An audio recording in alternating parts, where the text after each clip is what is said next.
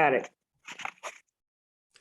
Welcome to those of you watching the archive version of this particular session. And I see, because we've had all kinds of mistakes this morning, the primary mistake is, well, this is last month's slide, storytelling for library advocates. Today's session is actually diversity, but I'm going to leave the rest of this slide up long enough so you can see the background on the series. Then we'll get rid of this. And yes, we will be into a diversity session. So here's about 20 or 30 seconds for you to glean onto what we're doing.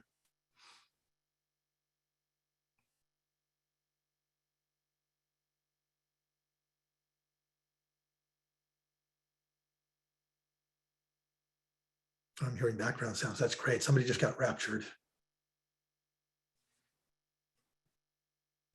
All right, that's the last slide you're going to have to put up with today. We're going to dive right into this. And when we talk about diversity, equity, inclusion, and justice, which is a real mouthful, we all think of those people that have inspired us a lot. And I think of somebody that I know up in Canada whose name is Liz Meyer. She had the wonderful title of community librarian.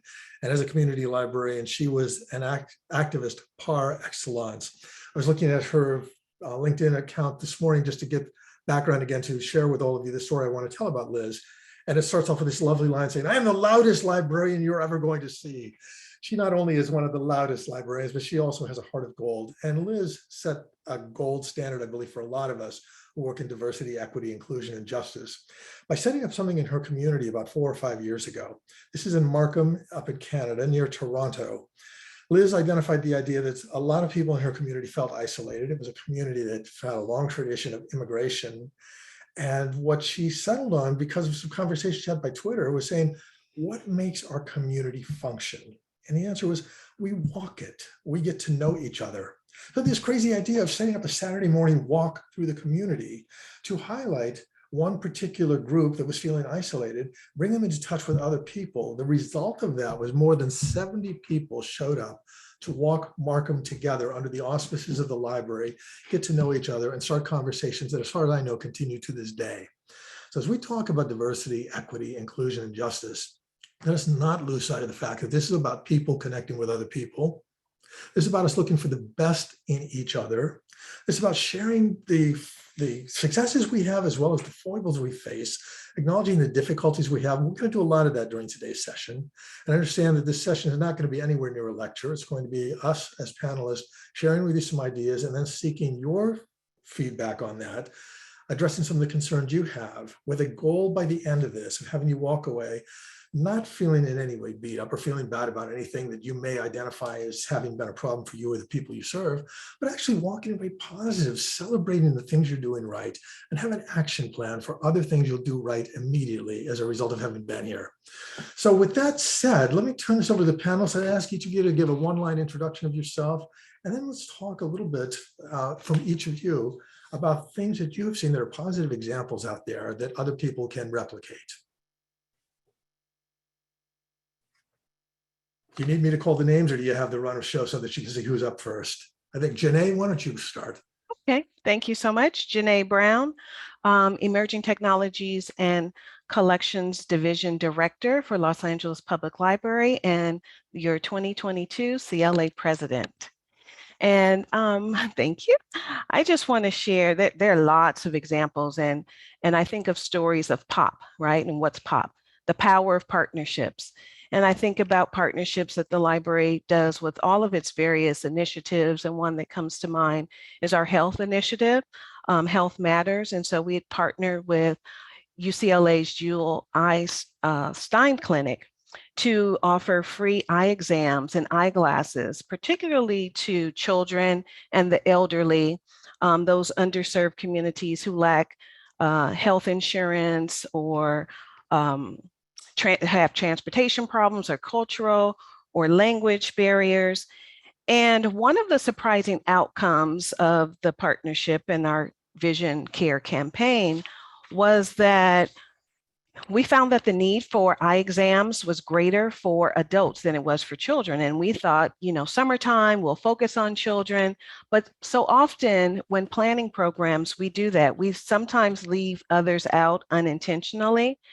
And so one notable story comes to mind of a mother, a stay-at-home mom, and a wife who was very excited to receive her prescription for eyeglasses and said to me, this is so fantastic. This is so great. This is so wonderful. Soon I'll be able to read to my daughter. I struggle to read to my bedtime stories that I check out from the library to my daughter every evening. And it was not because of literacy issues, but because of poor eyesight. And you just never know what someone may be going through, what they can afford, and providing the community with to access to programs such as this can be very powerful and critical. And that's it for me. Any tips before we go into the next story about one or two things that anybody else listening to that story could easily replicate to get the results that you've had?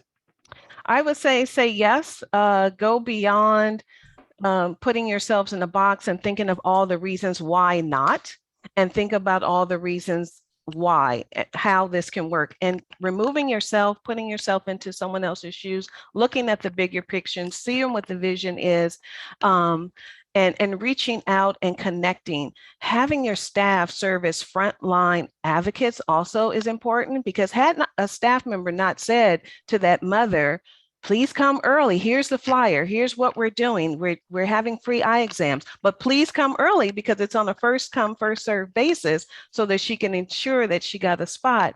It's staff members having those casual conversations when they're interacting with our library visitors that can make all the difference. Thank you so much. And in joke here with Jill and me. Jill, going to our East Coast correspondent, you're up. Hi, I'm Jill Hurst-Wahl in Syracuse, New York.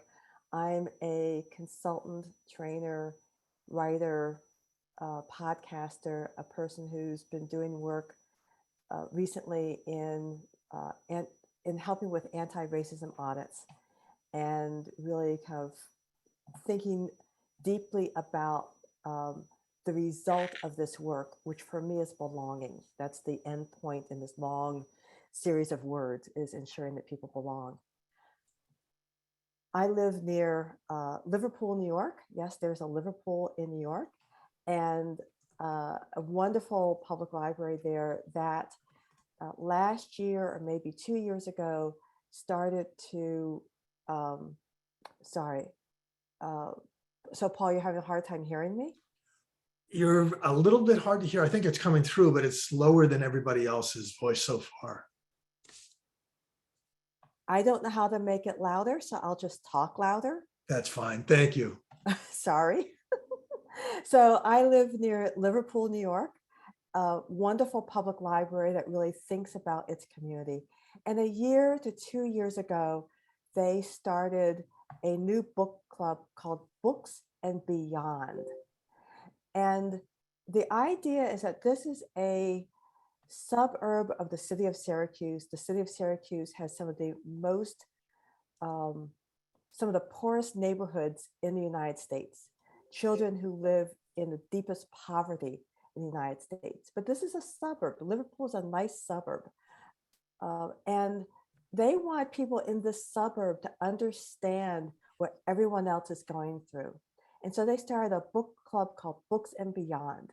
You read a nonfiction book like Evicted, and then not only do you discuss it, but you're challenged to do something afterwards. And they have things that are easy, kind of a low bar, things that might be a bit more difficult for you depending on your comfort level.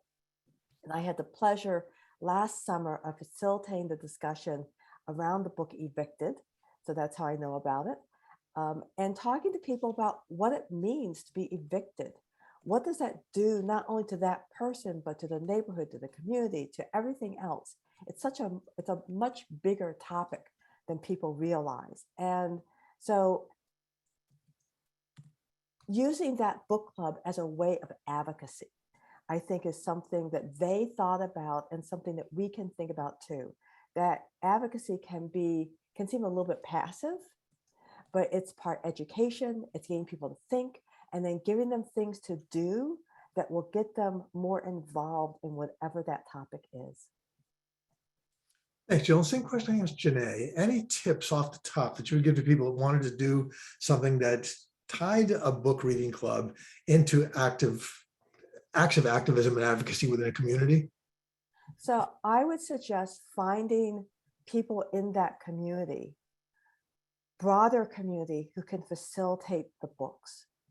So don't think about it as being library staff, but think about who else in the community, through lived experience or through the work that they do or the advocacy they do, can come in and facilitate the discussion, because they will think about it much differently than you can.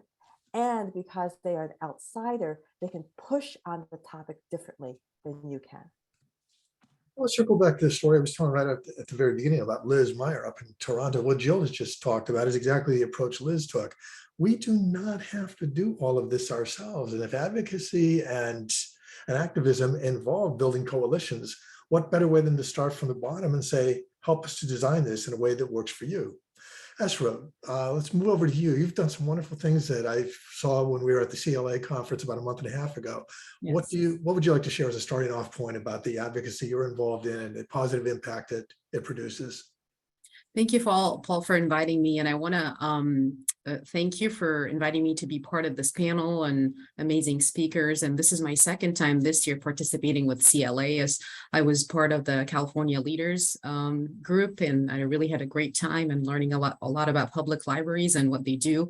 I'm an academic librarian and also the coordinator of diversity initiatives in development at Chapman University in Orange County, California. And I've been with Chapman since 2009. And the way, and I'm sorry for Paul, to hear this maybe again, but the way I define diversity, I define it as in a very holistic and organic and authentic way, not necessarily the same definition. A lot of people are defining it, which is based on sexual orientation or race or ethnicity, because I feel sometimes you're tokenizing people just in that. Diversity is way more than all of this. I mean, as an academic librarian, we focus a lot on diversity of thought because you want to include people, because sometimes people get, sometimes diversity work seems in some institutions a little bit heavy-handed and a little bit of checking the box, and we don't want to do that. So we want to involve all the staff members, and we also want to capitalize on what's going on in our institution and also in the community. So when I started this kind of work about 12 or 13 years ago, I started building a program that's based on collective action, which again started organically when I started working at Chapman. Just a little bit of a background. I grew up in Egypt, so the word diversity was not as common in Egypt as it is here. And I was kind of shocked in the beginning to understand, a little bit of how the American society works. And because, most of my things were coming from either the literature or some of the movies or politics. But when you land here, it's just very different. So I became passionate about it when I was asked to curate an exhibit about the Jewish culture. I didn't know much about it. And as I was learning and curating the exhibit, after the event was ended and the exhibit was really a great success, one of the attendees came up to me and said, "This is just very intriguing. A Muslim woman working at a university established by the Disciples of Christ Church, curating a Jewish exhibit." And this is where it kind of, just the concept of diversity was just coming up to life to me. And I fell in love with diversity, and I was assigned to do a lot of diversity work. But again, I didn't want it to be staged or done in a way where people feel that it's heavy-handed. So I started collaborating with so many people in the libraries and also on campus. So I started collaborating with other librarians, for example, on open access resources, which is definitely, as SCELC and other an ALA and ACRL defines, is definitely a diversity initiative, because you're providing open textbooks and you're providing resources for low income students, or really for all students, and you're not bombarding them with the fact that they have to go and purchase these books that are sometimes not available for them or super expensive.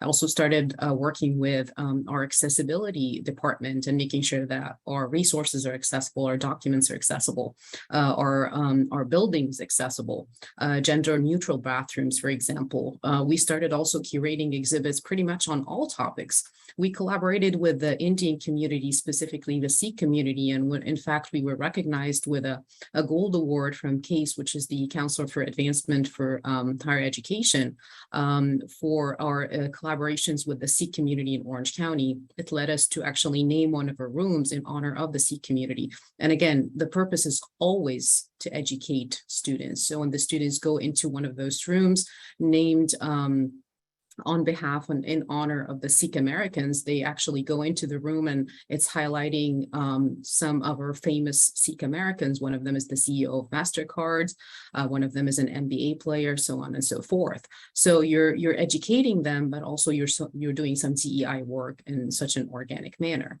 I collaborate with the health sciences librarian, and I also collaborate with other departments on campus, such as the Interfaith Center specifically, where we highlight religions and different religious practices, but also some of the cultures, and collaborates specifically with the chaplains there.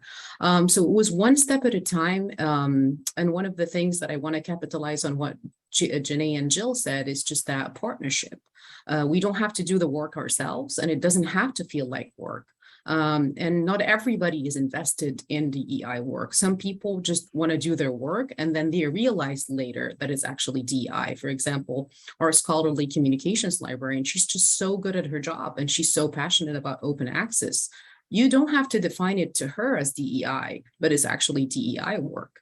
So there is some sort of DEI in pretty much all departments and all on all areas of the libraries and the institutions that we work for.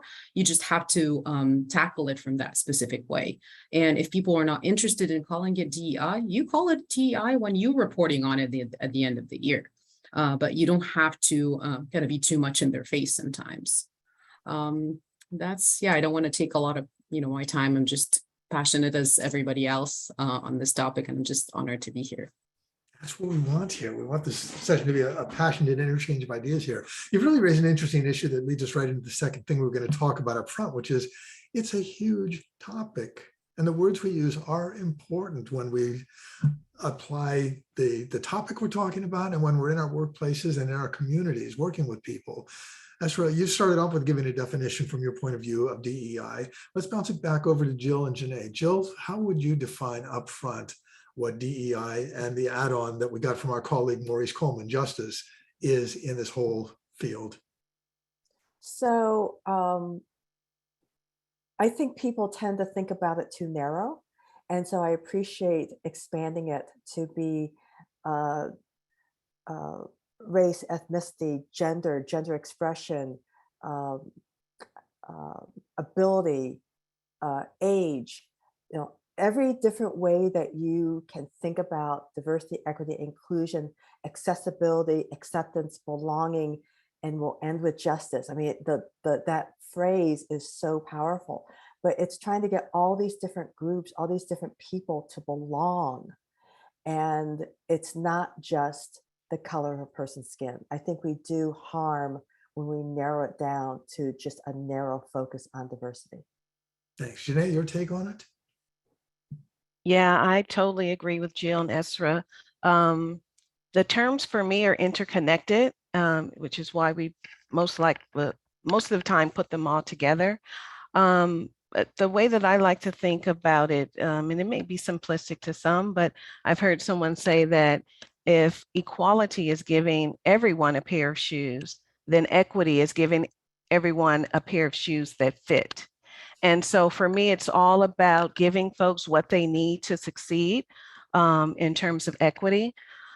But inclusion is hearing all the perspectives and thoughts from all of the individuals that may be involved with your organization. And then the diversity, to me, I think of it as the flavor, all of the differences that you need to be successful.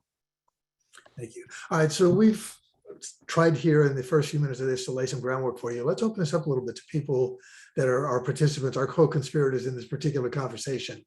What are you facing in terms of the struggles of defining diversity, equity, and inclusion? And what questions do you have up front for the panelists about what they've been doing that may provide you with useful examples?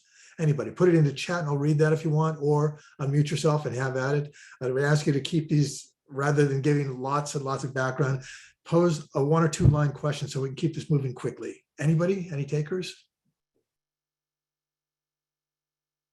Don't make me sing. It's going to get ugly if I have to sing to fill the gaps here.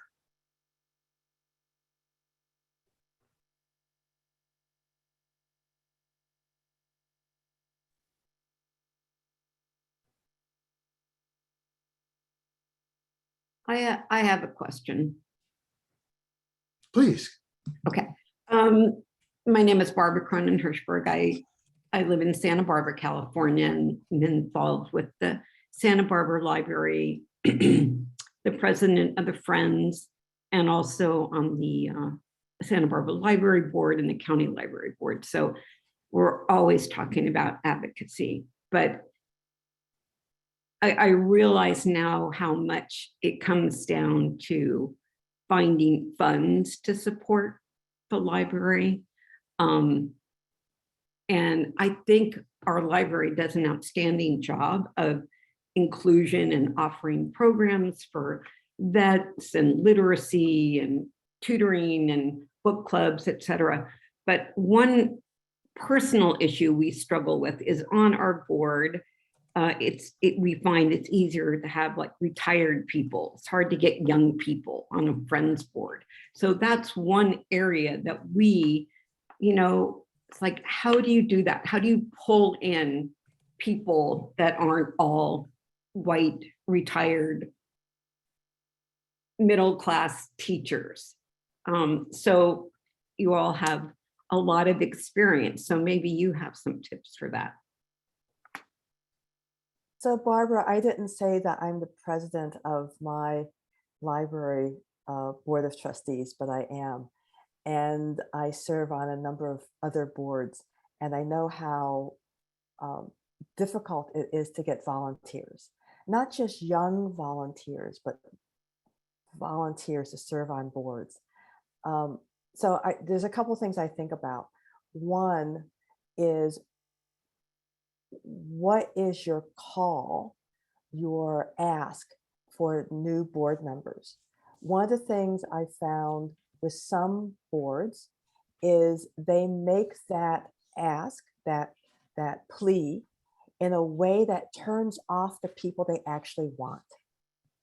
And so think about, and maybe work with students who use the library or other people about how do you tell them that you want them on the board? What words should you be using to talk about it? Because you may be just saying it the wrong way, and it's a total turnoff. The other thing, and I'm sure there's many things, but the other thing I'll just mention is that board meetings tend to be at the times that old board members wanted them at. And so my board currently has its meetings at 4 o'clock in the afternoon. It works most of the time. But I can tell you that this summer, we have someone on the board who needs to pick up children at 4 o'clock in the afternoon. And so suddenly that person can't come. And if we wanted people who are, really serious about their work and kind of heads down, but want to also work on the board, 4 o'clock in the afternoon isn't going to work for them either. And so, so this is something I'm thinking about, is when should meetings actually occur to get the people you actually want to participate. And so those are the two things I think about. What's that ask? How are you talking about what the board does? And does it make sense to people? Is it something they want to join? Or are you actually pushing them away? And does your meeting time, for example, also push them away? Not just, sorry, Jené, Paul. let me respond to what Jill said, then come right over to you. Jill, I'm hearing an underpinning there of something that we often refer to in HR, to our human resources terms, about reasonable accommodation. And we tend to segment our minds and think, okay, when we're thinking legally, reasonable accommodation means something. Yet when you talk about adjusting meeting times, that is a whole different wonderful application of reasonable accommodation to make people feel included and to show that you recognize them. Your response? So you remind me of some meetings I went to before the pandemic, having nothing to do with a library, but they were about some things happening in Syracuse. And the meetings were at 6 o'clock at night. And people said, oh, so that group just held a meeting when no parents can come. If they have children and they have, they've gotten home from work and they have dinner to do, they can't come. So they just held that meeting purposefully where the people who should be there can't be there.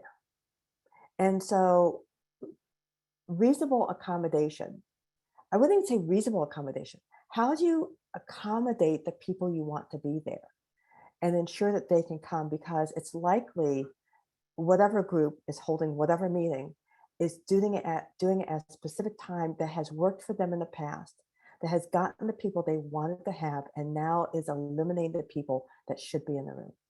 Thank you. For those of you that are part of this session, came here looking for tips, let's just be explicit here. There's a tip to note down for yourself about accommodation. And if you're trying to reach people that are not at the table, ask yourself, what am I doing that might make it difficult for them to be there? And ask those people that you want there, what time would work well? What kind of meeting would work well? Who would you like to see there? What can you do to help us shape the agenda? So you are literally setting the agenda for what we're going to do. Jené, you had something you wanted to say. Yeah, I previously served as LAPL's chief liaison to our 68 Friends of the Library groups, and this came up quite often, this question.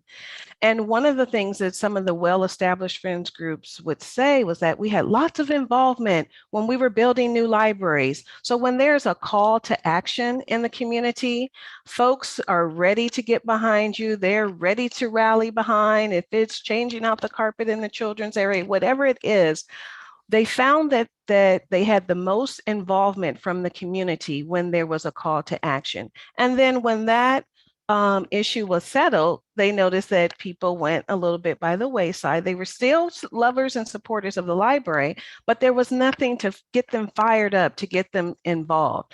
So I would suggest having that call to action. This is what we need help with, and we need everyone in the community. We want to make space for all voices to come together to help us solve this issue. Thank you so much, Jené. Essraa, you want to add anything else to this? I mean, just really echoing like the question and Jill and Jené, as I said, it's a collective action and people need to see themselves and moving beyond. And I think we need to kind of redefine, and as my dean and I always say, reimagine diversity and reimagine how we do diversity work, because I think there's been a lot of great success on diversity work, and we've been doing it for I don't know, years and years and years. And I think it's about time for all libraries and all institutions to redefine and reimagine how diversity work is done so people can actually continue to see themselves. And sometimes you don't have to say the word diversity because it's becoming also a buzzword and sometimes just a word that people want to use it to put in reports and make them feel good. So I'm too honest about this, but that's the way I see it. Don't think you can be too honest at all. Thank you for, again, reinserting the whole idea of words. Jill, I wanted to ask you a follow-up question to something you said earlier about using the words to get people to the table. What are some of the specific words you would encourage people to use when they're reaching out to communities that are not part of the organization, part of the efforts that we really want to have involved? You have to, I think it's a conversation, and you have to know what matters to them. So you might say, I want words. I could give you words, but really you want to know what their words are. So asking for help, asking for involvement, asking for whatever that ask is, you can't just ask. You actually should go out into the community ahead of time, way ahead of time, and interact with the community and find out what matters to them. Jené, was it Jené or was it Paul? Now I'm forgetting about walking. That Paul, that was your story about walking the community. Walk the community. That is so powerful. You don't have to do it every day, but go out and go to different parts of the community, talk to people, ask them about the library, ask them about their experiences, what they like, whatever it is, and then use that over time to draw them in. Good. Let's take at least one more question or comment from people that are out in the audience looking for guidance from people here. What do you want to ask the panelists about defining diversity, equity, and inclusion, or about the stories that they've told you so far? Hi, I have a question. I hope you can hear me. I'm doing the meeting outside. I'm unable to put my camera on because you won't be able to see me. I'm But nodding that we can hear you beautifully. Yes. okay. My name is Morel, and I live in a pretty small mountain community, of South Lake Tahoe here in California. And you know, DEI, I'm very passionate about, and the position I'm in within the library, I'm the community health advocate, and so there are different streaming funds that come to make what's called a community hub. So I'm the community health advocate aspect of it, and what I've been finding is that the inclusion and equity part has fallen mainly on the very few people who are either bicultural and bilingual or are a little more passionate about the diversity and equity. My question is, how can we communicate to administrators or department heads to understand a little bit more that equity and inclusion does not fall on just one or two people who can translate and who are bilingual, bicultural, but that it has to be an organizational thing. I've been noticing that a lot when there's meetings or there's different projects. It has fallen on myself and one other person to be able to provide that inclusion, to be able to provide that facilitation when I would also like to participate rather than be the facilitator. So I guess that's my question.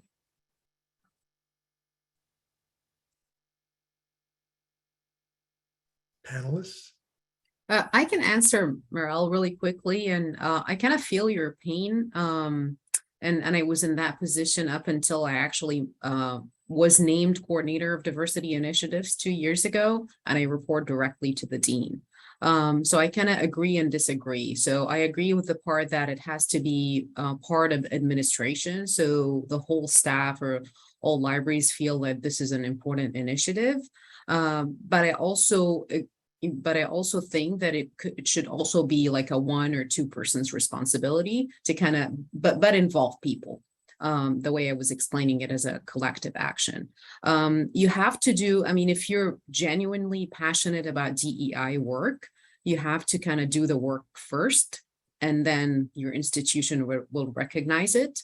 And then you'll be given the title or the responsibility officially. That's unfortunately I mean, I've seen institutions where, the DEI person has been hired years and years ago, and I think those institutions have been extremely progressive. And they were thinking, beyond everybody else. But for most other institutions, we either have seen all those, I mean, pretty much on LinkedIn, most of the jobs that are out there right now is kind of like DEI coordinator, diversity, equity, and it's like all those works. And once I put diversity on my LinkedIn account, I mean, all those recruiters are coming up to me. It's like, oh, do you do DEI work? There isn't a lot of people that are doing a lot of DEI work. And really, you don't go to school for DEI work. You can get some certificates, and as our VP for diversity, equity, and inclusion always says, there's nobody that's an expert actually in DEI work.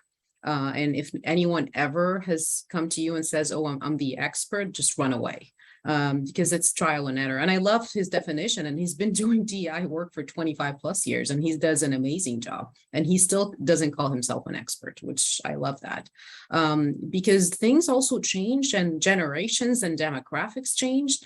And what you said, Morel, also the demographics of your library. So what works maybe at Chapman or in Syracuse will not work maybe for your demographic. So maybe your demographic of your library is not ready to maybe discuss LGBTQI issues, for example. So you have to kind of also read your demographics before introducing DEI work, because maybe they don't need it yet. Maybe it's an older generation. Maybe there isn't a lot of infusion of immigrant communities. But I kind of agree with you, but the time will come, but you have to take baby steps if you're genuinely passionate about this work. And I would add, Muriel, that I hear you loud and clearly, right? It takes a while to change organizational culture, to get everyone on board to think like this DEI work is also my work. Like every individual has to do the work. And I would encourage you to do a little bit of pushback if you're always the go-to person, to encourage others to get involved, to use language where it's more encouraging and encompassing of this sense of belonging. We, instead of if they say it's your work, you know, this is our work.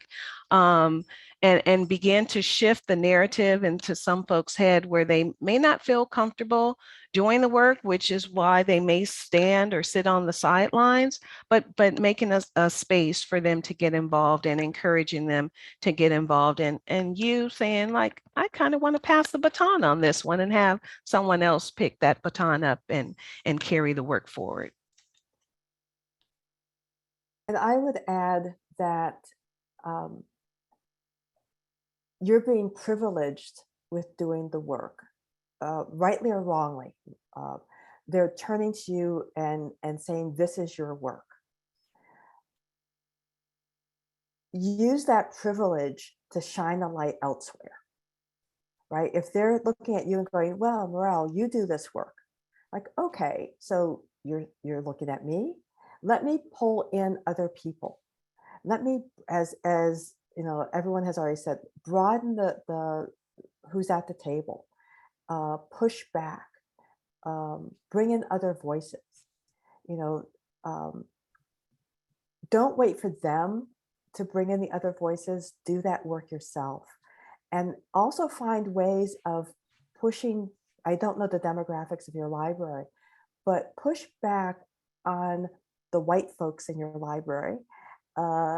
And remind them that this is their work too.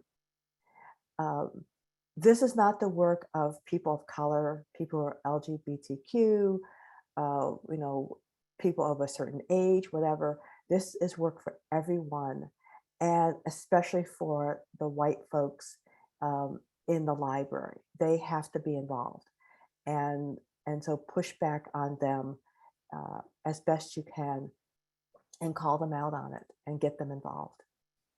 The comments we've heard from the panelists so far in this session mirror a conversation I had a couple of hours before we went live. I was talking to a colleague totally outside of this particular venue, and we were talking about her interest in her organization of bringing in a couple of people that focused on DEI. And I said to her that the model that I'm seeing in other places where you have like a director of finance in an organization, and you have a director of training, and you have a director of whatever, and then you set up a director of diversity, equity, and inclusion, sort of creates a model that I think is as an old style model. I think there's an importance of having somebody overall driving that truck, but the organizations I really admire that are playing with this would take something like DEI and not have it as a standalone silo thing where that person's responsible, but something that becomes a resource for the entire organization. So that's the person that doesn't just have their office with their books, but they're going to the director of finance, they're going to the director of training, they're going to all these other people saying, here's what we're doing, how can I help you? And they become a service-oriented thing. I think that's a lovely model for us to pursue. Joe also said something here that gives me an opening to address something very directly that we talked about well in advance of the session. And that was a question of, so how does it feel to be the white guy on this panel? And you know, to be the person that put together a panel on diversity with people of color, and you're not a person of color. And I thought long and hard about that because it's something that obviously was in the forefront of my mind as I was trying to do the panel when we were tackling this topic. And my honest answer to my colleague was, when I looked at this, I realized I have the responsibility as CLA, as a person overseeing this Ursula Meyer training program, to bring together the broadest group of voices that reflect the best in our industry on whatever we talk about. And it doesn't matter what color I am, it matters that I really do that job above everything else. So on the one hand, there is no denying the optics of looking at this and seeing the white guy on the panel who was in charge of it, and by some definitions might be in a position of privilege to do it. On the other side, that becomes a secondary thing to me to say, these are my peers. These are my colleagues. I want to work with them. And I appreciate the fact they bring a level of diversity and a level of different experiences that make me better at what I do. And by extension, more importantly, make this better for all of you. So that's the quick answer to what that feels like, in case anybody's going, hey, how did this happen? And why did somebody else not take that role? It really comes back to what I've just heard the panelists say over the last minute or two.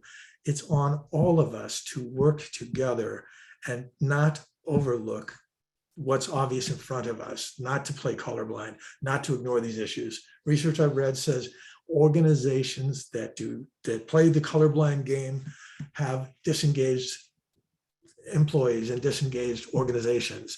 If we're going to be advocates and activists out there, we need to acknowledge it and speak directly to it and do the best we can to muddle through it and do something better and positive as a result of it. Panelists, any response you want to have to that? I'll turn myself off on mute so that you can have at it. So I just want to follow up, since I was the one who called out Paul on this, and he forgot the other part of what I said. I said, not only are you the white person, but you're a male facilitating a session of all women of color. Oh, I forgot, I hadn't noticed. And so, remember that we all have responsibilities. I called Paul out on this, not in public, but in a private email, to make him aware, and to have that conversation with him about, what does it mean? What are his thoughts? And to recognize the optics of it.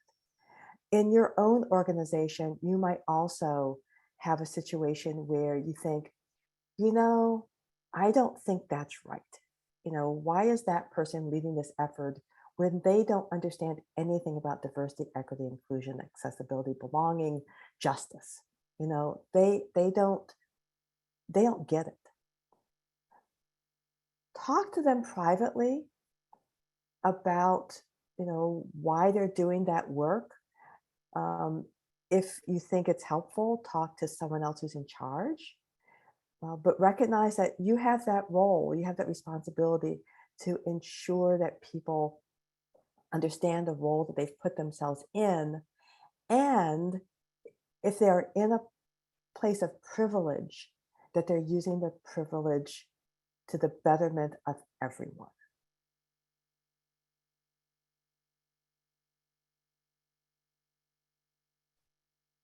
I just want have a couple of things to add about your first comment, Paul, in regards to that DEI person doesn't have to be sitting in isolation, having just one job. And that's actually the model that we have at Chapman, or at least at the libraries. DEI is just part of my job. I'm originally the coordinator of development and fundraising. I'm also a librarian that liaisons with 3 colleges. And a bunch of other responsibilities in marketing and programming and supervising students and the marketing team. And then the DEI layer is kind of like the cherry on the top, just because I got some training, I'm passionate about it, I've been doing some work with the organization for years. So it doesn't feel for the rest of the staff that that's the only thing I'm doing. And I think that was very intentional when the dean actually gave me that title.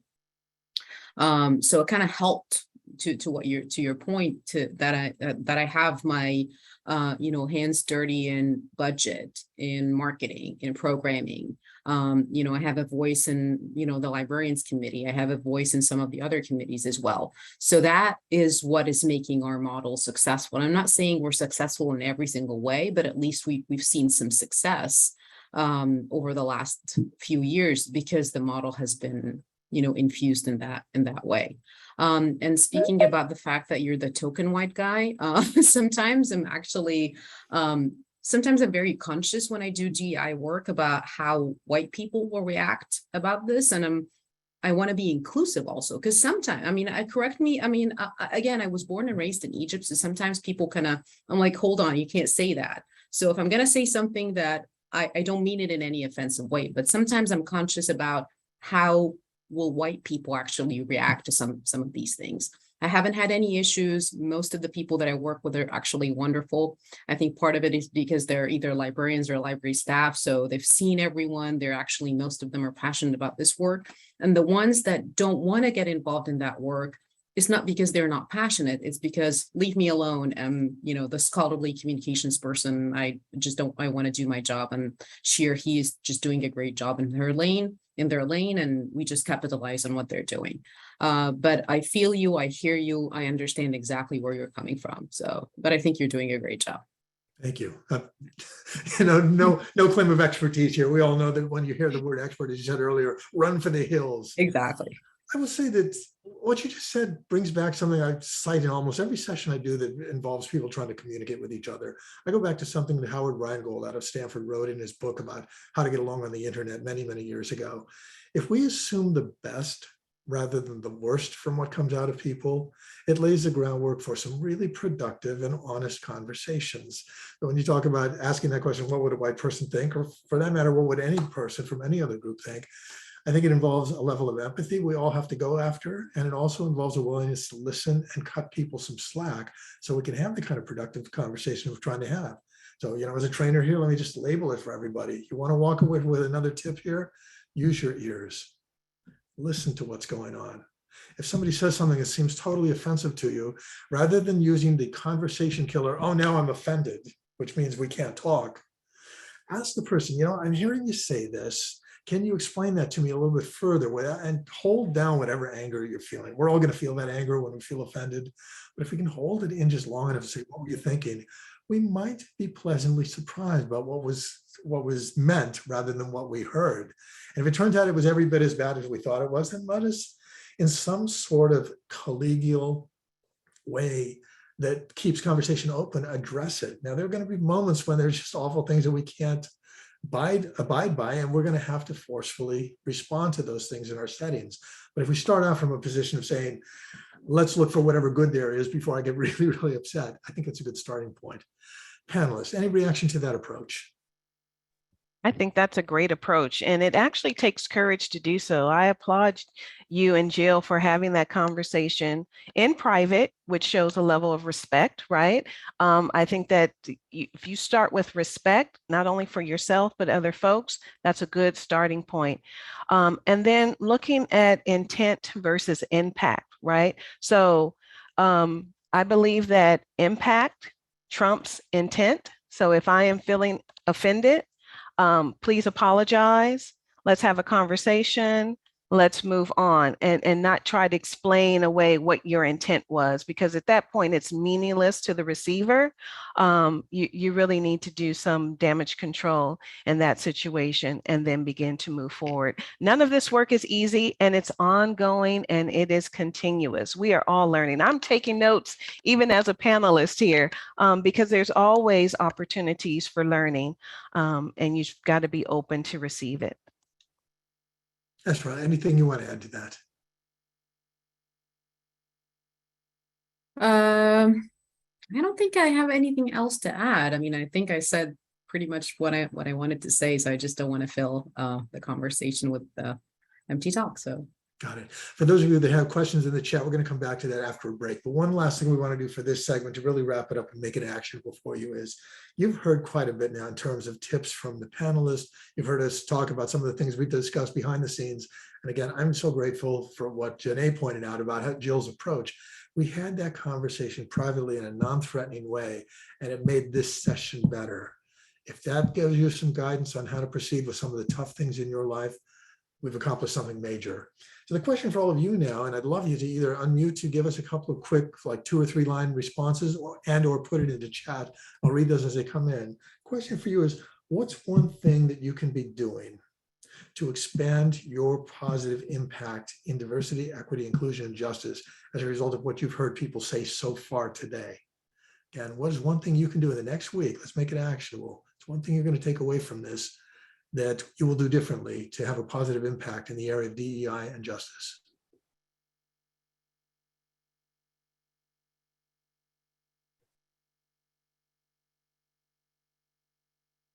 Those of you watching the archived version, you have not lost sound. We're just giving people a chance to collect their thoughts.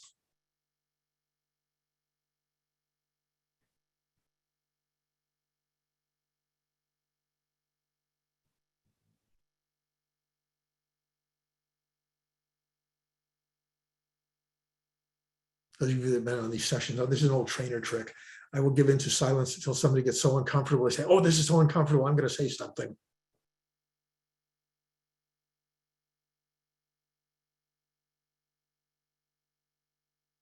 Oh, I have a lot of patience with silence. Cool.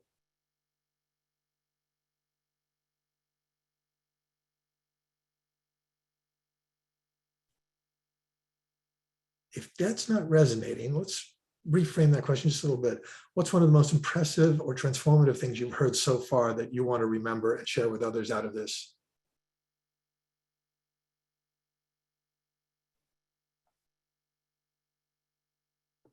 Yes, Barbara. Well, thinking back to, how do you get the message out? We have something called the library van on the go. Now it's kind of like the old bookmobile, only has technology and people can get services and they can check out books and bring their children. So it goes to different neighborhoods that the library really doesn't serve because we're in downtown Santa Barbara or the east side. So I think it would be great to go to one of these stops and just interface with people about what we're doing as a friends group. And, if they would like to get involved, everybody's welcome to come to a board meeting. You can share what the needs are in your community. So it's like somebody said earlier, actually, not so much walking around a neighborhood, but going to a location in that neighborhood and trying to have a dialogue with people in a very, in a situation that's very welcoming. It's going really well with these trips out with the van. Wonderful. Thanks, Barbara. And I am seeing a couple of things in the chat here. One person saying, I personally want to informally connect with members of different departments to talk about these issues. If I haven't seen them involved, I'm thinking I could gauge why there may be some sort of resistance or disconnect within our DEI committee and what we can learn from, which is great. It's just reaching out there. Another person saying, I'm thinking getting involved with the community and getting into the community is valuable. As a Library Foundation board member, sometimes I worry that we're distant. So I'd like to encourage us to get into the libraries more. Actually, we want to be where they are and we want them where we are. It means reaching out. I think there's another one here. I thought that what was said earlier about considering who you were excluding through scheduling was really insightful. I feel it's something that's very easily actionable, as you can just reach out to your team and community, find times and locations and resources that will be more inviting to people. Another suggestion from someone, walking the community. So we're back to Liz Meyer and her wonderful community walk up there in Markham. And finally, I think it's Morel who's saying looking at the good and the effort, as you mentioned, before getting upset. So we have a baseline of things that we can do. And if you're taking any notes on these, I would encourage you to have these that you look at later after the session today. Look at that list a couple of days from now, and then a week from now, say, did I do something? And if not, what can I do? This is not to induce guilt. This is to induce positive action. I have seen the worst of diversity, equity, and inclusion training be something that beats up on people and leaves them on the ground feeling just awful afterwards. And that's not what we're here for. This can be a positive, challenging, wonderful, transformative experience. And that's why our panelists are with us today, why we're having this conversation. We're going to take about a 5-minute break. I'll ask Karen to stop the recording so those of you watching the archive version don't have to sit through 5 minutes of us going, okay, I'll be right back. I'm getting my coffee. But those of you that want to stay live, we'll stay live and we'll answer questions informally during the 5-minute pause. We'll come back. Let's see, it's about 11:07 according to my clock. We will come back at 11:12 with the recording full blast. And we'll go through the second half of looking at some of the issues that are underlying here, give you some tips on that, and then finally end the session with you creating some sort of a brief action plan that you can carry away from this session and start implementing this to the betterment of your community and the organizations you serve. So Karen, if you stop the recording, we'll go in. I'm going to see if beautiful. Welcome back. Those of you that are watching the archive version, that was the fastest 5 minutes you didn't have to live. We just had a little bit of behind the scenes chatter, nothing that is totally important enough for us to repeat here. So we're going to dive into part 2 of this where we get a little bit more actionable. I'm going to pick up right where we left off. There was another comment that came in terms of things that people were impressed by and they want to carry out of the session. That's a person who said, I'm a cis het white woman who just started in my system as an inclusion specialist this past week. And I definitely have a lot more courage now to let go of my imposter syndrome and do the work that needs to be done. This is how, as activists and advocates, we can help each other. We have these conversations, we point out some of the difficulties we face, we share the fears as well as the aspirations and the hope we have, And out of that comes good, positive reactions. Going back to a couple of questions that were asked just before we took the break, let's deal with those up front. Let's see, sorry, there were so many of these comments here. Here's one of them. In the corporate world, it has been said companies who have paying DEI positions are committed, and those who have volunteer positions, only non-paying positions, are only giving lip service to these issues. Does this apply to our libraries also? Panelists, your thoughts on that question? And let me know if you need that repeated if you don't see it in the chat. Paul, could you repeat it, please? Absolutely. I'll do it slow, normal person speaking style this time. In the corporate world, it has been said companies who have paying DEI positions are committed, and those who have volunteer positions, only non-paying positions, are only giving lip service to these issues. Does this apply to our libraries also? This is why we love questions from the group. We never even thought of that one. That's a great question. That is a great question. So what are we seeing in library land? Anybody? Kind of, sort of, unless you, I'm sorry, unless you have folks that are passionate about the work, right? It could be the institution is paying lip service, but if I am serving on the committee and knowing who I am and the values that I have and knowing what I stand for, and I'm rallying other folks to get on board, I think that committee or that team will hold the institution accountable and not just let them pay lip service to the issue, but are constantly pressing and pressing and pushing. And so you may have a system that is set up to say, okay, we have our racial equity officer and we have our action plan and we're good. But if you have that committee saying, okay, institution, these are the tenets that are laid out in the action plan. Where are we? And holding your library system accountable, I think it's important to do that. Let's take this, keep it personal for you, Jené. Let's take it one step further. Obviously, CLA, California Library Association, is not a library, but it's as close to being a meeting place for all of us as possible. You're president of the organization. That's an unpaid position. Does that make you any less committed or any less effective or in any way talk of less of a commitment on CLA's part to diversity? Absolutely not. I do realize and understand, though, I have to work within the one-year term that I have, the precedents that have been set for me. This is an institution that's over 150 years old. So there are some barriers that I have to combat, but still being committed to taking action and not being one to wait for someone else to do the work, but in a leadership role saying, during the term that I have, this is what I'm committed to, and these are the action steps that we're going to take to make some headway into these issues. Other panelists, response to the question? So I think about the fact that every organization has an informal structure behind the scenes. And I've been in organizations where that informal structure was really important. It's actually how work got done. Like, you knew who to talk to, you could cross department lines, you could, do whatever. And so using that, I think if someone is doing the work of diversity, equity, and inclusion, and they're doing it well, but they're doing it as a volunteer, fine. They're part of that informal structure that's pushing the organization ahead. And hopefully they're interacting with the formal structure when they need to. But the formal structure doesn't always get work done. The formal structure gets work done if the informal structure will play along, right?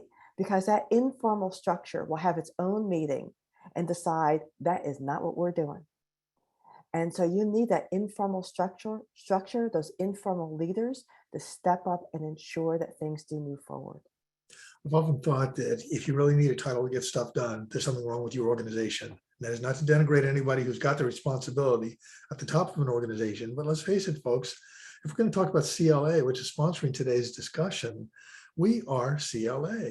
Whether we're paid consultants as I am, whether you're a panelist, whether you're a participant in the organization at a volunteer level, we make the organization. And it's through our actions and our positive commitment to these things that change will occur. Essraa.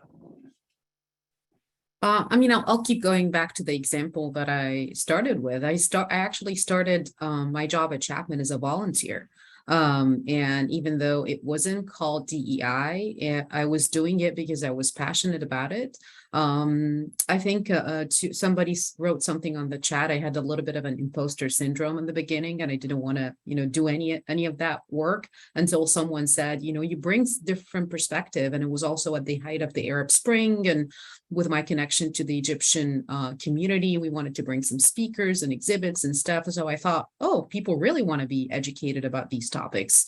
But I also, within the community, I have my own work that I do just on a volunteer basis because I'm passionate about this work. So I have my own social media campaign called #ChangeTheNarrative about how people see Muslim women in the workplace.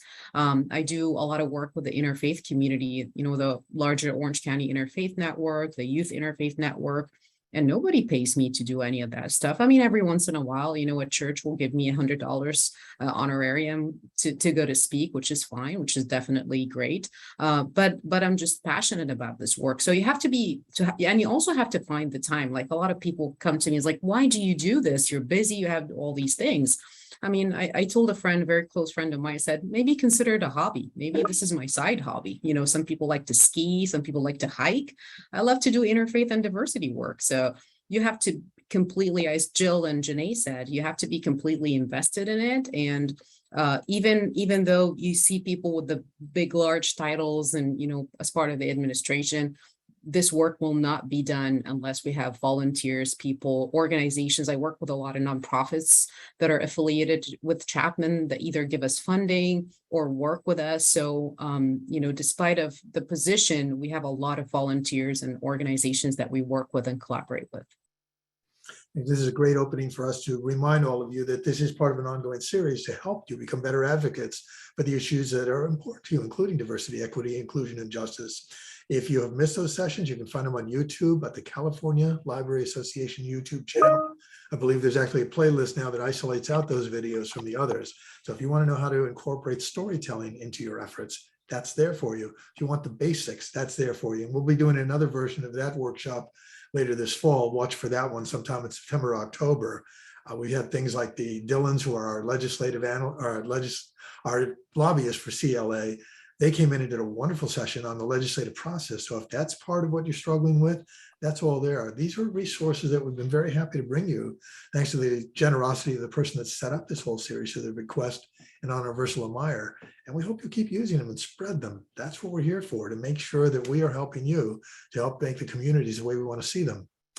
There was one other comment. I can't remember if I read this before, so let me make sure we don't go without noting this. For those of you watching the archived version and not seeing chat, Morel, when we were talking about the importance of words, said, "Thank you very much. I appreciate the use of words in describing my work as having a privilege, but also being allowed to push back and to pull in more voices. I will continue to advocate and encourage my institution to join me." So there we have it, our call to action as we move into part two. We're going to, in the second of the three parts of this session today, look at the whole concept of unconscious bias or implicit bias. To prime the pump here just a little bit, I'm going to cite just a few things from a couple books I've read recently. Strongly recommend, if you want to take a deep dive into the topic, that you start with Jennifer Eberhardt's book called Biased: Uncovering the Hidden Prejudice That Shapes What We See. Eberhardt is Stanford's professor who does a lot of work with police departments, helping them identify and deal with implicit bias. And one of the first things she says up front, quoting from her book, is implicit bias is not a new way of calling someone a racist. In fact, you don't have to be a racist at all to be influenced by it. Implicit bias is a kind of distorting lens that's a product of both the architecture of our brain and the disparities in our society. So take that in for a minute and realize where a lot of us have been in the habit of looking at somebody and saying, "Oh, that's implicit bias," and beating the person up on it. If we first take the leap that Jennifer Eberhardt encourages us to take and say, we all have these biases, and in some ways, bias and selectivity in terms of what we see are mechanisms that allow us to cope with everything that's going on around us. We take away the judgmental part of it and say, it's a problem, how do I deal with it? And Eberhardt's book deals very effectively with showing you some steps you can take to identify it and work with it for yourself. Second book, equally strong, is Jennifer Nordell's book. Her last name there is Nordell. This one's called The End of Bias, A Beginning. And she's gone through doing a lot of research, which is lovely on this. Instead of just hearing anecdotal stories, she's actually done research to show how we fall into this. A couple of quotes from the book. It was as though one concept entered the mind stage door and would lurk in the wings and nudge others into center stage. What she's talking about there is some studies where they were presenting people with some words up front that subconsciously led them to imagine certain things, and then they responded in ways. The whole quote here is, if you presented someone with words like careless, and then gave them a story about a whitewater kayaker, they'd be more likely to see the kayaker as reckless. If you prime them with words like independence and self-confidence, they see the kayaker as adventurous. And she, through the course of the book, makes that leap from taking something that simple and saying, now let's think about the words that get applied to people in certain ethnic groups or gender groups that we talk about, and anything else, as our panelists pointed out so eloquently up front. We start hearing certain words that get in there and they color our perceptions. So step one that Nordell talks about, as well as Eberhard talks about, is the idea of being aware of what those things are, catching yourself, and having good friends already. Like, I'm lucky to have Jill around me who will say occasionally, do you realize what you just said and what that means? And I've learned, because I respect Jill and get so much from her, when she says that, to just shut my mouth and take it in and see what I can do to identify that and work with it in a way that makes me more effective with the people I try to serve. So those are two wonderful, great resources for you to get into as we talk about implicit bias here. Third one, which takes us a little bit further, is Heather McGee's book, The Sum of Us, What Racism Costs Everyone and How We Can Prosper Together. And the beautiful thing about that book is she starts going through things where we generally put them in racial terms and say, this group is affected in that way.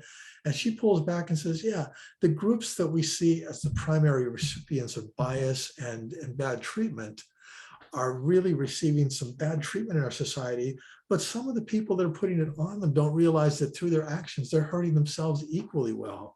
And the beautiful thing about McGee's book is she's not beating us up. She's saying we all fall into this and we need to work around it.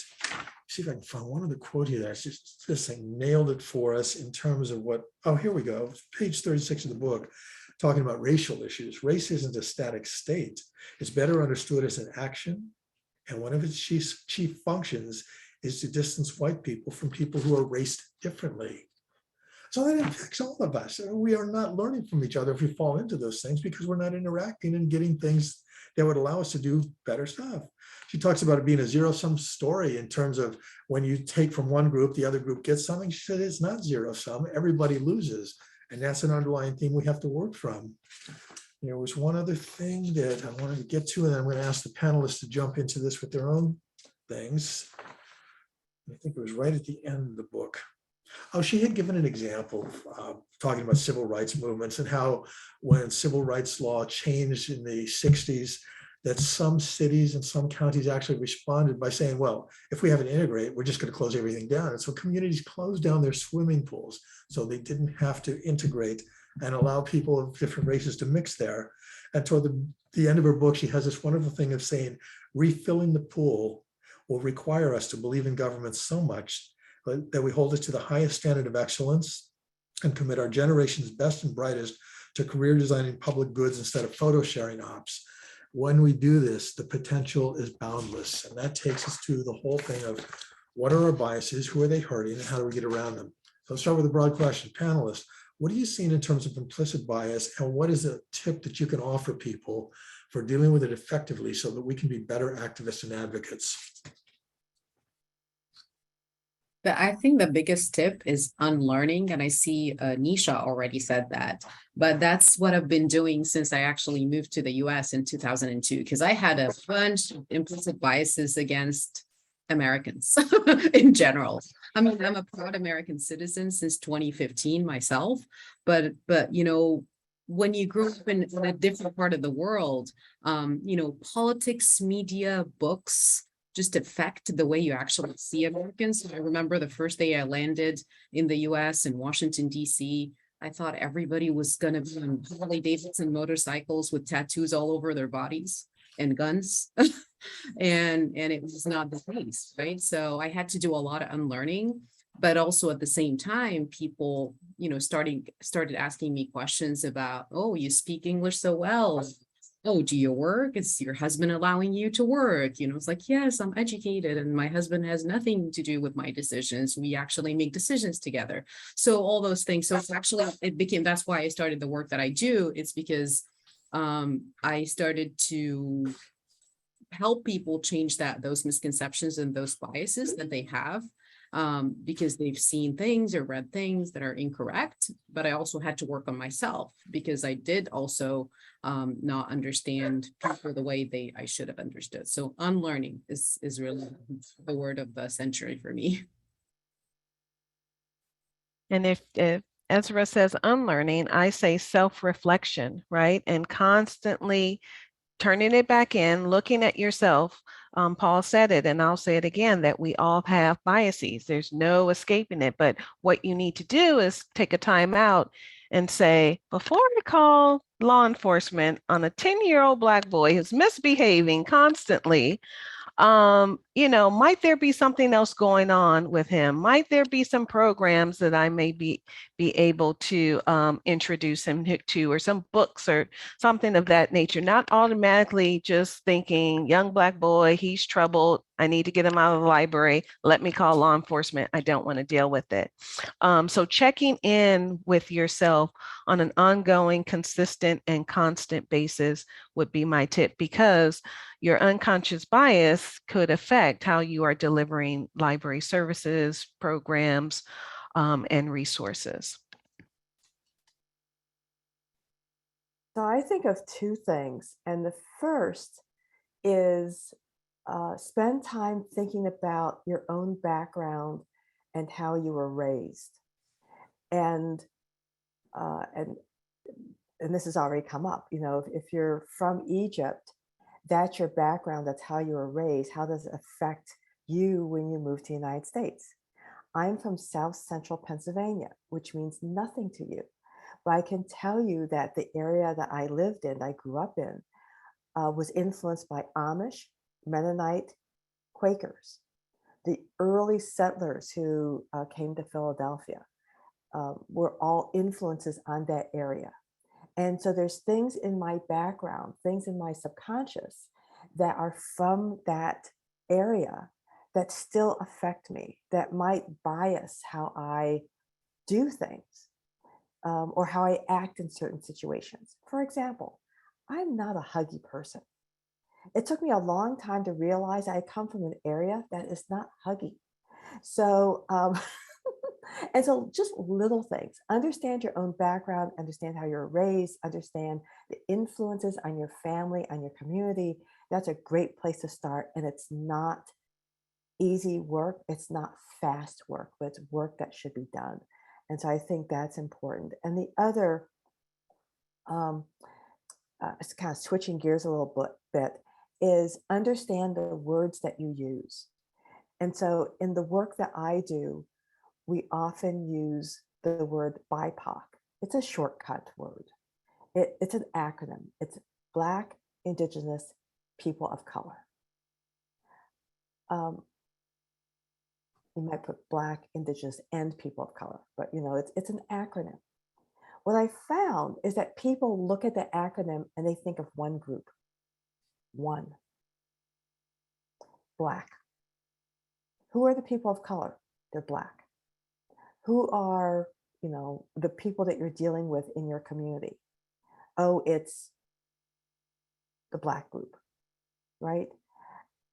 Broaden your language. Think about the language that you use. If you're using BIPOC, for example, recognize that encompasses a range of people, a broad range of people, bigger than you recognize.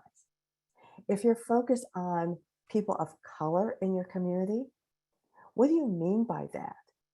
Likely you're leaving out a huge group of people of color in your community. And so words matter, how we define the words matter, and those words and the definitions can bias us. So I might, be talking to a library that has is in an area that's quite diverse, but they're not thinking about the Latinx and Hispanic people in their community or the Asian people in their community. When they think about diversity, they're thinking narrowly about a specific group that's not that group, right? So I won't keep telling the story, but words do matter, and how you define the words matter, and how you think about yourself and your own background influences how you think about bias. Jill, you comfortable talking a little bit about the diversity assessments that you do and some of the things that you've noticed in terms of what you as an assessor notice as opposed to the people who are being assessed? I just did.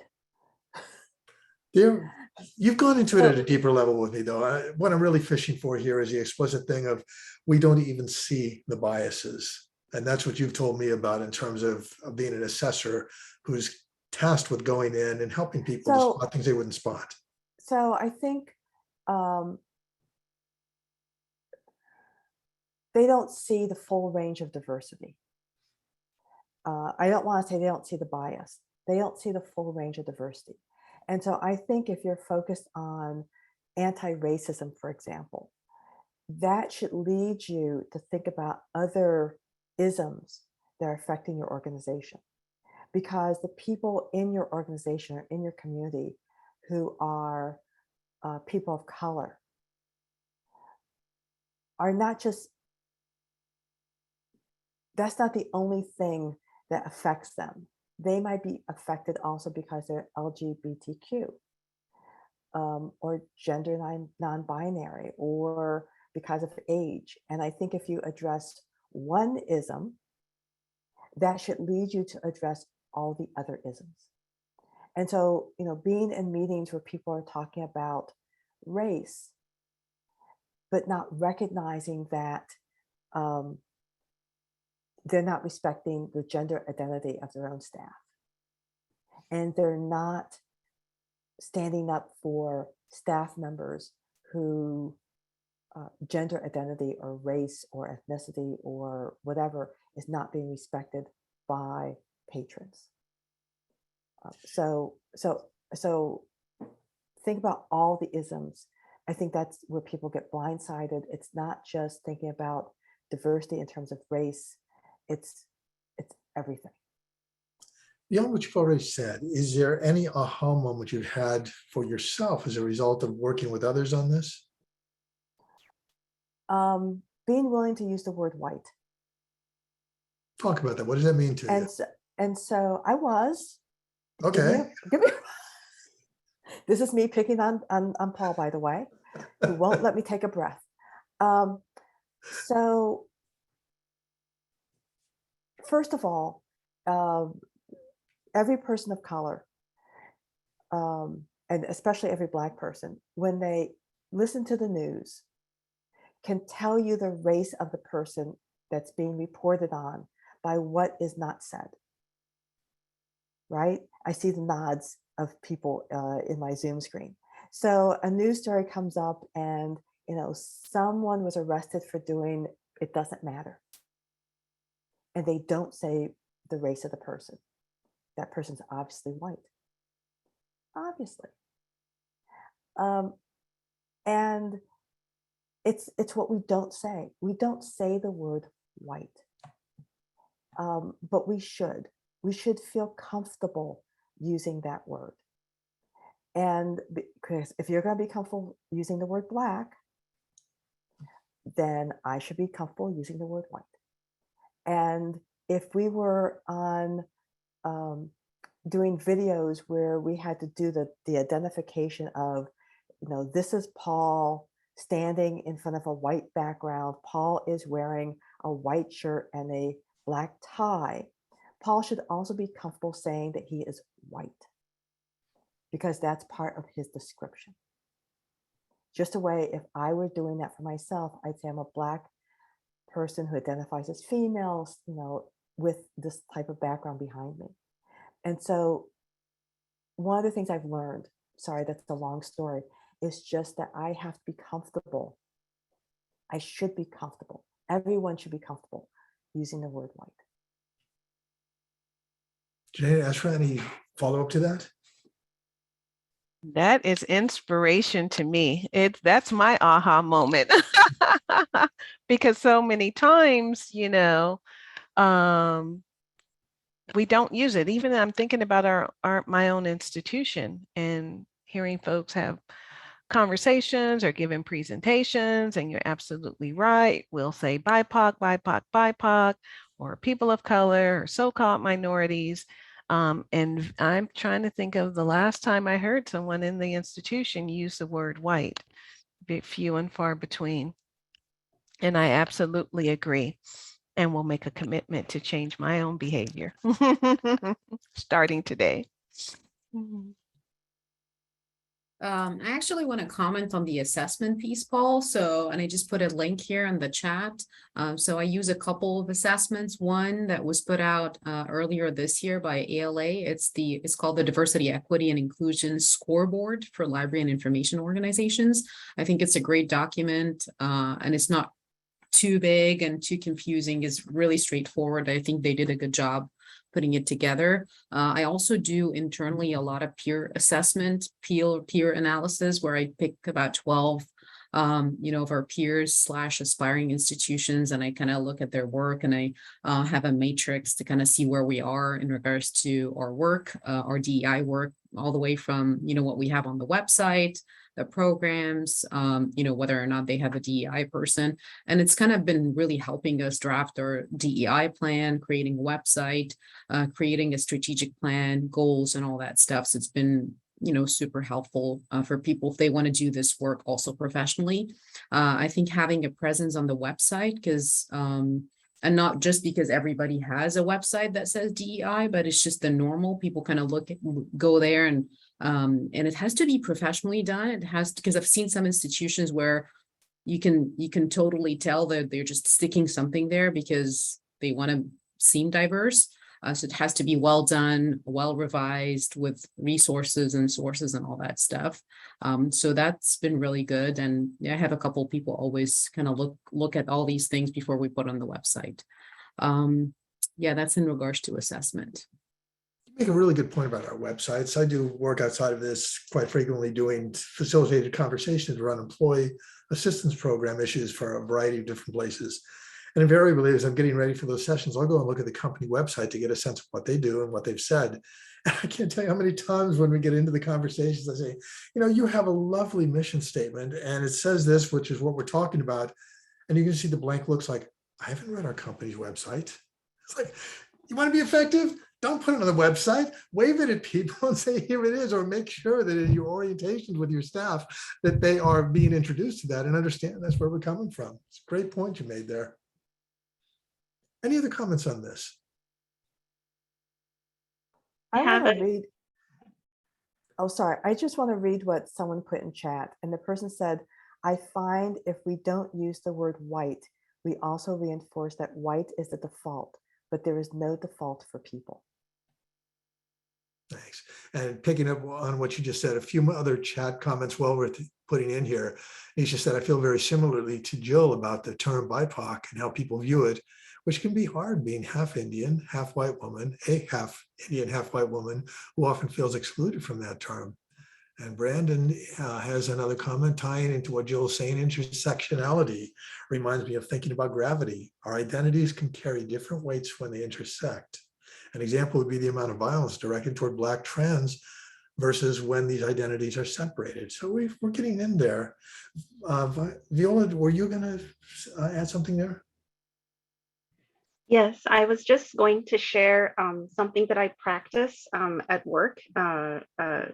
Whenever I'm doing public services, meeting lots of different people, I like to slow down because I recognize, I could be biased in some way. I did not grow up in the US, so I meet people almost every day that are culturally unfamiliar to me. And this is often highlighted for me when I see their names. And this takes a certain amount of courage, but I am not shy anymore to say to people, tell me how you say your name. or your name is beautiful. I've never heard a name like this before. Or if the name sounds like names from where I come from in West Africa, I might say, your name sounds like names from where I come from. How do you pronounce it? What does it mean? Does it symbolize something? Because where I'm from, names have a lot of meaning. So I'll insert some of my culture into the interaction, some of my background, and I'll invite the patron to share with me or the coworker to share with me. And what this does for me is dissolve some of those biases that I'm not aware of within myself, but also allows me to see the patron, to interact with them as a whole person, a person that comes from a community. They are part of that community, whether it's here in the US or a community they're originally from abroad. And it just enriches the interaction. And I wanted to share that in case it's helpful for those brave souls who are willing to say to someone, tell me how you say your name and tell me if it means something. Apropos of all that, as soon as I addressed you and pronounced your name, I realized, did I pronounce that correctly or did I say that wrong? So let me ask you straight out, how do you pronounce your name? So Viola or Viola is fine. It depends on where people are from. Spanish or French speakers will say Viola. English speakers will say Viola. Either is fine. I defaulted to Viola, and then I started the second, third, and fourth guess myself. So thankfully, this wasn't recorded. Nobody will hear that I mispronounced it earlier, Viola. Thank you very much. And again, that makes the point that we're making here. None of us is above this. When you're in the situation and you realize that you have made that kind of mistake, or you might have made it, there's no harm in doing what I just did and saying, help me out here. Say your name so I get it right, because it's a sign of respect that I care about you enough to know how to say your name the way you want it said. When we make those mistakes, let's not feel bad about them. Let's correct them and let's move on. Question for all of you at this point, so that we've wrapped this particular section up in a useful way for yourself. What is one of the most difficult challenges you faced in trying to address unconscious bias, and how did you address it? Let's get the wisdom of the crowd sharing that among others here. So the kind of bias that you faced and how you have dealt with it in terms of unconscious bias. Anybody? Sometimes I deal with it with humor. Especially when people ask me, does your husband see your hair? We have 3 kids, so it sounds crazy, but and I find these questions actually an opportunity to educate people and start a discussion. And I would say 99% of the time, and I'm sorry about my dog, I'll let him out in a minute. It's not a Zoom call without a dog. Thank you. Yeah. It's an opportunity to talk to people, break the ice, have a conversation. And because I also ask not necessarily similar questions, but again, going back to the fact that I grew up outside of the United States, and people are referencing, using a specific slang language that I'm not used to, or referencing a show back in the 80s or the 90s that I didn't know. So I have to kind of stop them and ask them. So it's always an opportunity to break your own bias by asking questions, especially if the questions are asked in a really appropriate and respectful manner. So, and by the way, people that are asking, does your husband see your hair, are not being disrespectful. They genuinely don't know. And it's an opportunity. That's why, like for me, I took the extra step. I started to write about my identity and share my story publicly all the way to the TED platform. And I'm happy to share that link to also look at, which again helped me learn, unlearn, and also educate people about my story. And one thing I also try to tell people, my story as a Muslim woman is my story. That doesn't represent all Muslim women, because you'll also see Muslim women who are practicing Islam in a different way. Some of them are covered, some are not, some are, so, and that's one thing that we always, as DEI advocates and people representing different identities, our stories are unique to ourselves. We may look or behave as others, but they're also certainly just our stories. Your story about the question regarding your hair reminds me of something that I experienced when I was teaching English in Japan. After a bunch of us had been teaching there for a long time, we'd get together and have after dinner conversations. And they would get pretty funny at the point where we'd say, so what sticks with you in terms of questions you've been asked? And one guy, when we were with some of our Japanese colleagues one night, said, oh, I've been here for years and years, and still people look at me and say, can you use chopsticks? And without missing a beat, one of the Japanese instructors looked at this American guy and says, can you? It's like, you just had to have a sense of humor about it. It's like, okay, fine. Anybody else? Let's see, there is another question or a comment here from Nisha. The most common thing I've faced is people being unwilling to connect because they were raised in a certain way. It's been very helpful to me when other people step up and help, but I also like to remind people it doesn't make them a bad person and we're all growing, but it does take work and effort to grow and learn. So again, we're getting that. Anybody else? Paul, Yes. the word she used was correct, not connect. I'm sorry. Thank you. Jill, my eyes are not catching it. Would you read the sentence the right way there? So the most common thing I face is people being unwilling to correct because they're raised in a certain way. Thank It's you. been very helpful to me when other people step up and help, but also I like to remind people that doesn't make them a bad person and we're all growing, but it does take work and effort to grow and learn. Thank you so much. We need larger Zoom screens here on our chat windows. Those of you who are participating in this session, other than the panelists, any examples that you face and unintentional bias and how you've dealt with it effectively? I can share a little bit.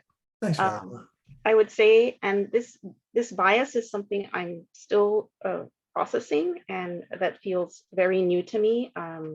Once again, I was born and raised in West Africa, so the community I come from is 99.9% Black, and we have a community of geniuses and brilliant people, and so that is the norm for me. I come from a place where we are all intelligent and proud of who we are.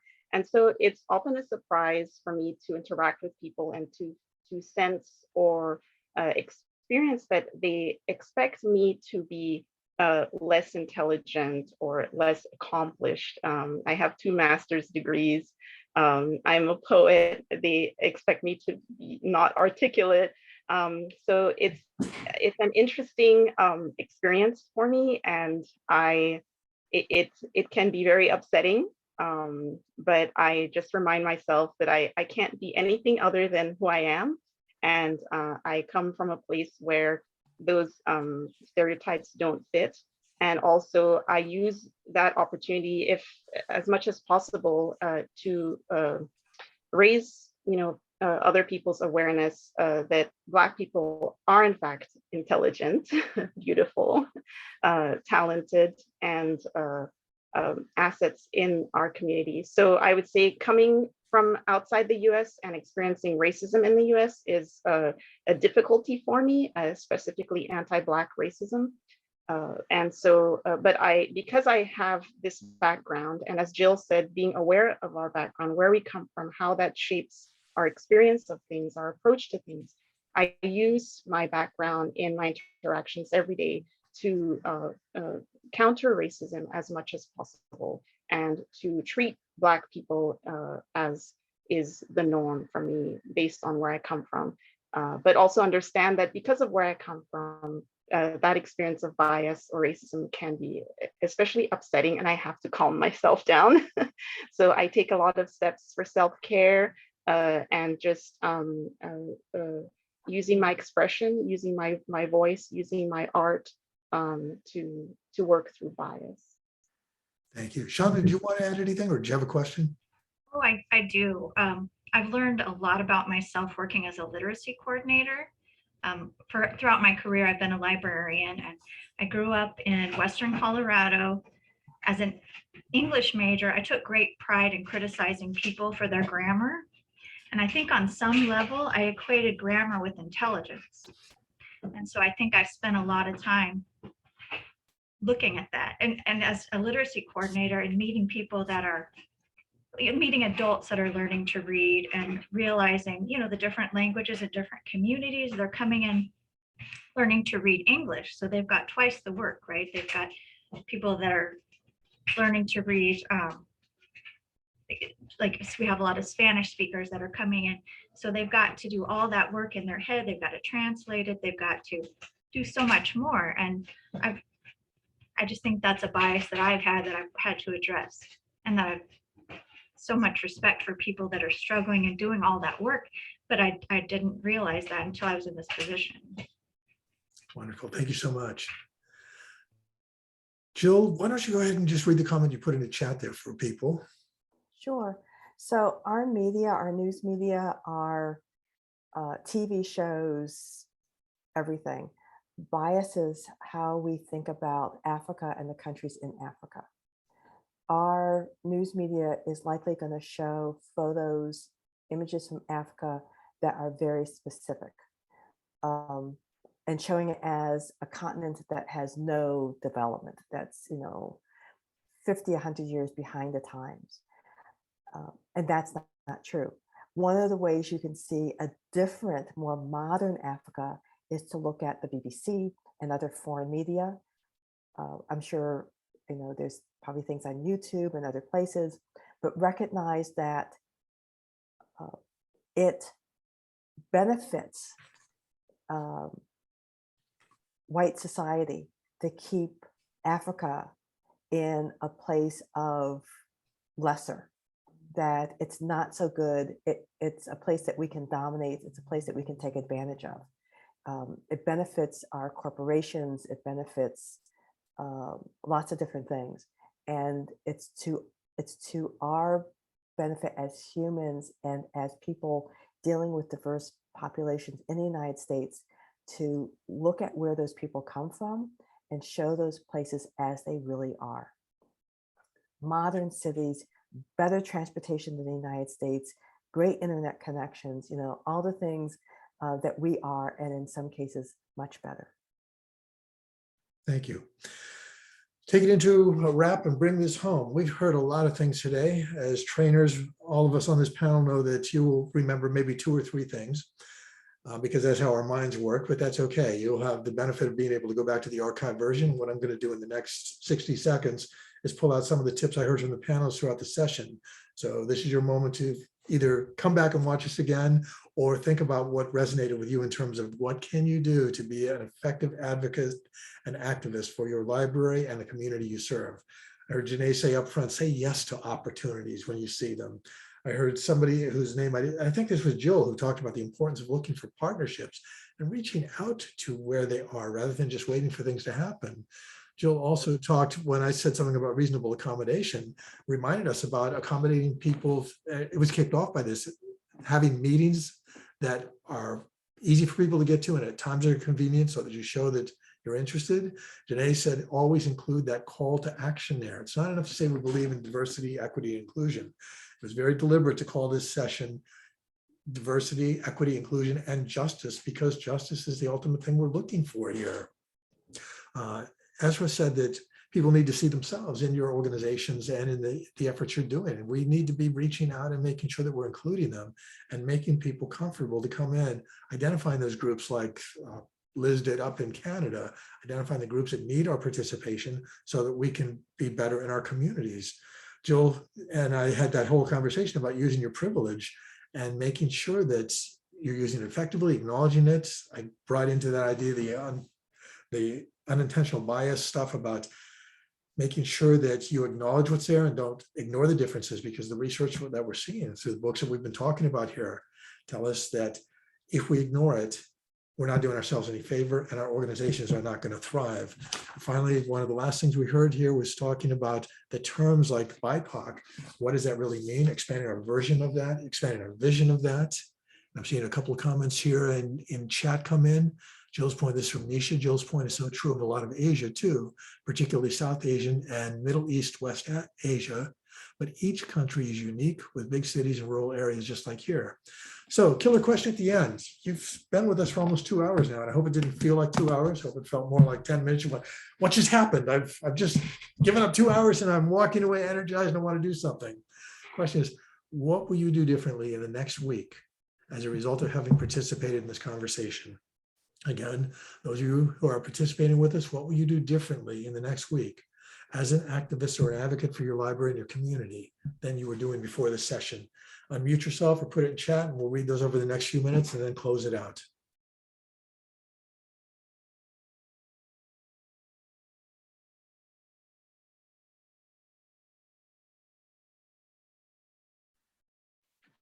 I can share a few words.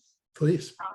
I love that quote. I leave it it's Maya Angelou, and she says people, want to remember what we say or what we do, but how we treat them.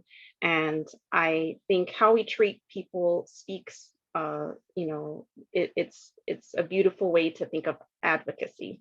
And when we treat people well, they carry that experience out from the library and into their communities. They share that story and they bring people to the library because they can say, you will be treated well when you come through those doors.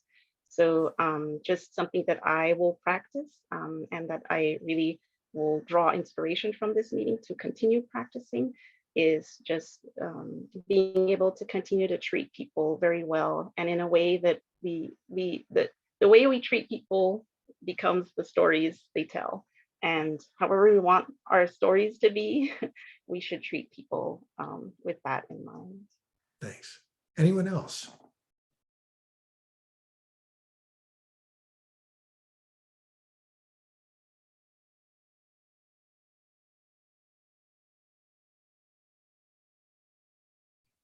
Janisha's got a comment in. I'm absolutely going to share my notes with our foundation. Thank you.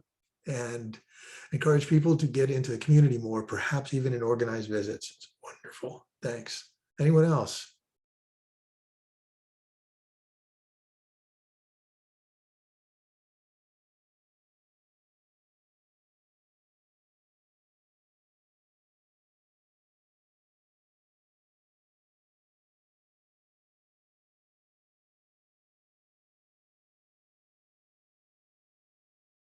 Trish is saying, become more mindful in our daily interactions with others. It's a great thing for us to work on day by day, every one of us.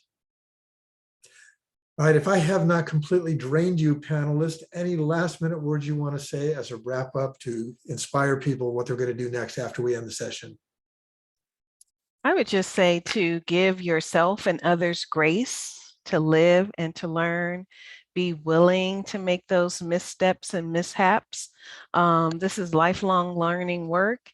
And I would challenge you to have a conversation with someone that is different from yourself this week or next. I know that I am planning to do so as a way to expand my awareness. Thanks, Jené.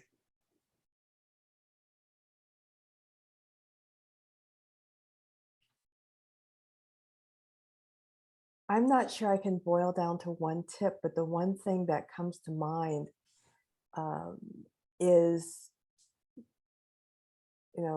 by yourself or with a friend, sit down and talk about who you are. Go through the full explanation. Like, I'm a, X age Black person who identifies as female, who believes blah, blah, blah, who grew up wherever, and just like, and then ask questions, because you're going to forget something. So ask questions of each other and just kind of think about who you are. And then what does that mean in terms of your biases? And how does that inform your advocacy? You also might learn something about yourself when you do that. Yeah, I agree. The more we talk about ourselves, the more we realize, oh, I'm not too bad, right? Actually, my new word is, because the last 10 years for me was focused on changing narratives. I'm no longer changing narratives. I'm disrupting narratives. So that's what I'm doing. I'm just disrupting because I'm often seen in places that people kind of like, oh, you do this? Like, for example, I've taken on yoga for the last year, and people kind of, oh, like they're just, you practice yoga? I'm like, yeah, I'm a human being that I can do all sorts of things. My headscarf does not limit me and does not limit many, many, many, many other women as well. So I'm just, this is my advice. Go out there and disrupt narratives and disrupt things in a good way. Just don't get into trouble. Why not get into trouble? That sounds like a good thing to me. Yeah, too. I mean, I love trouble too, but good trouble. I'm only found in good trouble so far. So Well, thanks for all the great comments that are in there. Thank you, Jené, Jill, and Essraa, for giving us so much time and so much wisdom today in this session. We hope that all of you will continue to come to these sessions. I'll hang around a little bit after we stop the recording if you have any follow-up questions. Those of you that have to bail, thanks for your time. See you again, and good luck with all that you're doing. Karen, we can stop the recording and that'll be it.